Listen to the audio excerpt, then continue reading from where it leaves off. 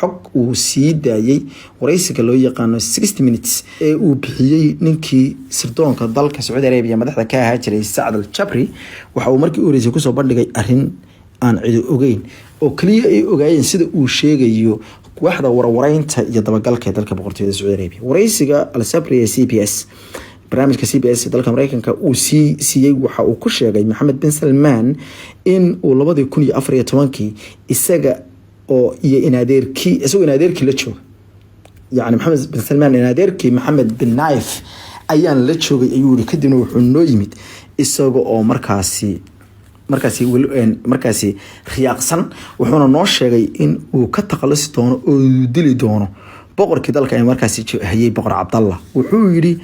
waxaan hayaa qorshe fudud oo lagu dili karo boqor Cabdallah dabadeedna wuxuu yiri aniga iyo Mohammed bin Naif waan isfiirinay waxaan u arkaa ayuu ninkani inuu yahay dilaa waalan oo bariga dhexe fadhiya wuxuu ku tilmaamay dilaa waalan qofka waalan ee dilaaga ah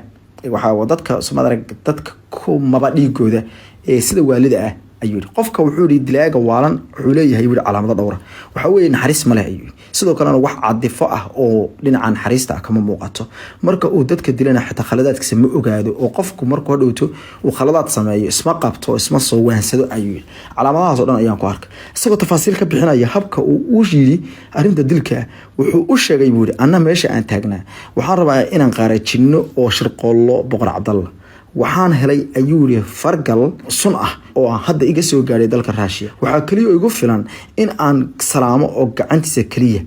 aan ruxo hal mar oo gacanta u galiyo dan wuxuu yiri kadibna wuxuu yiri waa uu ku daayay ayuu al-Jabri ayaa waxa uu sheegay in arrintaas markiiba ay u qaateen si markaasi dhab ah wuxuu intaas ku daray in arrinta lagu xaliyay maxkamad gaara oo ay boqortooyadu leedahay warkana la qaraabeeyay oo hoos loo dhigay maadaama ninka uu handadayay uu adeerkii uu yahay oo soo halka u dhigay isagoo hadalkiisa sii wata ayuu wuxuu sheegay in isaga laftiisu khatar ku jiro wuxuuna yiri aniga maray noqoto isaga dilay ayuu hadalka u dhigay mar la weydiiyay sababta oo uga baqayo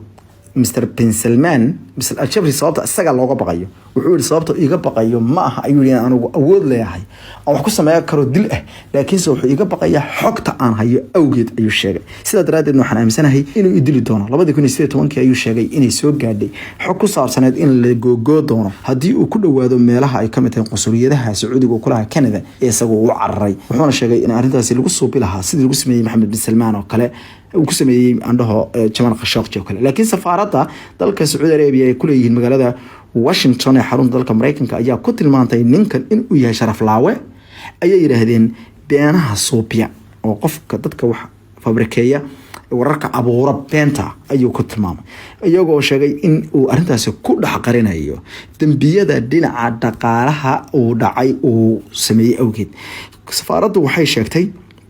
in Saad al-Jabri uu yahay nin markaasi xumin sare oo beenla oo dawladda kore ka tirsaneen sida daraadeedna uu leeyahay taariikh dhinaca been abuurka iyo waliba ceebaynta dadka isagoo intaas ku daray inuu sidoo kale uu doonayo in uu noloshiisa ku raaxaysto lacagta uu ka xaday dawladda oo gaaraysa ilaa iyo 12 bilyan oo dollar oo lacag oo loogu talagalay in lagu la dagaalamo argagixisada markii uu madaxda ka ahaa waaxda warwareynta iyo sirdoonka qarankana uu meersaday isaga oo markaasi lacagtaasi ay ku tilmaameen in uu qasab badankeeda jeebka uu ku shubtay safaaraddu haba yaraatee ma aysan beenin ama ma aysan waxba kama soo qaadin arrinta ku saabsan in boqorkaasi la dilay boqor Cabdallah ayaa waxa uu ku geeriyooday da'da 9 jir sanadkii 2015 waxaana bedelay walaalkii Salman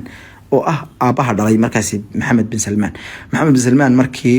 hore intuu noqon dhaxalka sugaha taajka boqortooyada ayaa Salman bin Abdul Aziz oo aabihiisa ah wuxuu u magacaabay jagadaas wiil adeer u yahay oo la yiraahdo Mohammed bin Naif bin Abdul Aziz al-Saud kaasoo ah wasiirka wasaaradda arrimaha gudaha sidoo kale balse bariye kadib ayaa jagadii laga qaaday dhaxaltooyinimada sidoo kale wasaaradda arrimaha gudaha laga qaaday markii dambana ugu dambeyntii waxaa laga qariyay qoraxda oo lama yaqaan meel uu ku xiran yahay iyadoo la sheegay in lagu soo rogay markaasi talaabooyin adag oo ka dhana socdaalkiisa dhaqdhaqaaqiisa